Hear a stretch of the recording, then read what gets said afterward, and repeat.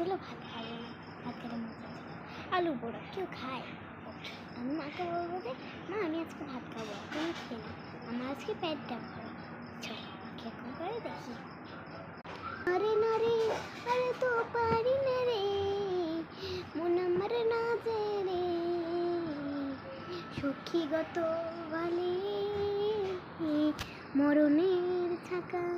মা মা আমি আজকে না ভাতটা খাবো না, মা আমি ভাতটা খাবো না, কারণ আমার পেটটা ভরা, তুমি খেয়ে নিও। হ্যাঁ বললে তুই ভাত খাবি না? না ছেড়ে মেরে একদম মাটা করে দিব, বুঝছস? না আমার আমার হাতে খাবি না নিজে খাবি, এক কথা বাড়বি না, থাপ্পড় দিব বলে দিলাম। খেয়ে নেই, নাহলে তোরই বন্ডা বানিয়ে দিব আমি। আচ্ছা মা খেয়ে দিচ্ছি, তুমি খাওয়াই দাও। হয় নাই, মোটা হয় নাই, সে আবার ভাত খাবে না, যে ভাত খাই না ছুঁড়ে খা খা খা খা খা।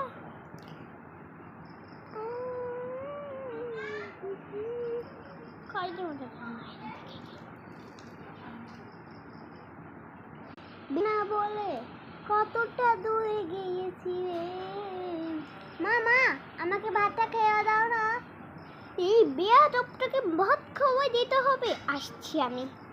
এই কি হয়েছে? নিজে ভাত খেতে পারিস না, অন্যকে আমি ডাকস? হ্যাঁ নিজে ভাত খেতে পারিস না? বেয়াদব একটা, ফাজিল কিছু খায় না। ধর শুকনো মেয়েটা, মোবাইলটা একটু দাও। মোবাইল খাওয়া যাবে না, কারণ লাগে শুয়ারের বাচ্চা, তুই মোবাইল চলে না, চুপচাপ খাবি নাকি ঠাস ঠাস করে দিন? দেখ এদের বাল্লা করি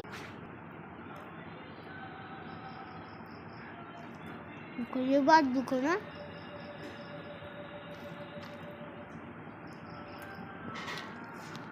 একটা ভাত খায় আবার আমাকে পানি আনার জন্য দেয়, নিজে তো আরেক পাগল, পানি আনতেও পারে না, কাজ করবে পর্যন্ত সেটাও না, এবং খোটট করে কোথাও না কোথাও বাকি রয়ে যাবে, সেটা পানি না আনতে পারবে না।